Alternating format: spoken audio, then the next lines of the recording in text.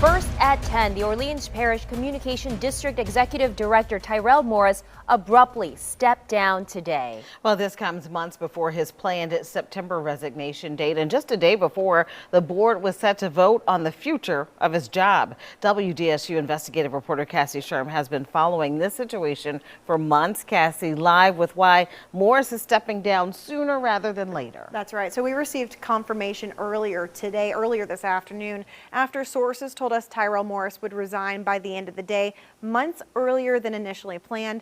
In a statement from the board chair, it's because of overwhelming media attention.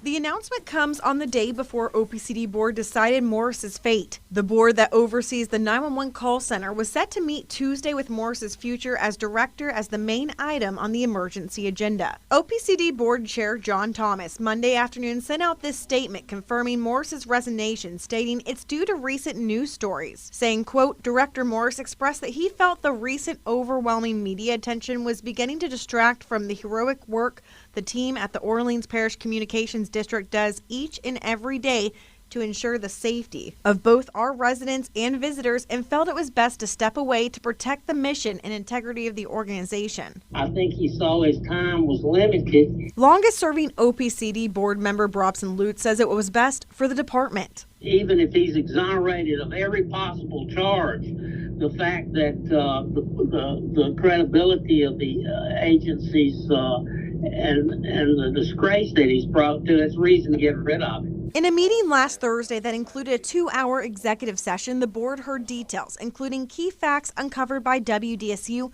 about altered documents following a May 7th accident he was involved in while driving a department vehicle. All he did was was show us your the piece you did, and zero, it just showed us the news thing. I mean, everybody had seen all of that. WDSU uncovered documents given to WDSU by OPCD that were altered, making it seem Morris didn't have to take a blood test for possible drugs and alcohol following the crash. 17 minutes after I reached out to Morris about that crash, that policy was changed to only if injuries occur. City Council members Helena Moreno and J.P. Morrell asked that Morris be at least suspended pending an investigation, but Mayor Cantrell resisted, saying there were only allegations. Now that Morris is stepping down, Lutz says it's up to the mayor's office and the board to look for someone to step in his shoes. It's my hope that that on an interim basis we get somebody that's within the organization or has been in the organization, and then as far as a permanent director,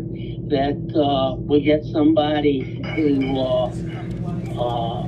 knows emergency communication, who knows 911. Moreno urges the city to move quickly to find a new director and says there could be possible council oversight in the future. She says she's disappointed that the board never held Morris accountable for any of his actions. Now Morris's resignation comes as sources tell us the OIG's office confiscated OPCD computers and phones, as well as started interviews. The Home Rule Charter for the Office of Inspector General states it may administer oaths and affirmations, subpoena witnesses, compel their attendance and testimony under oath. That means the OIG has the power to compel an OPCD director to an interview, stating, quote, any appointed officer of the city who violates any provision of this chapter shall be subject to discharge or such other discipline. But now that Morris is no longer an employee at OPCD, he doesn't fall under the section to be compelled for an interview.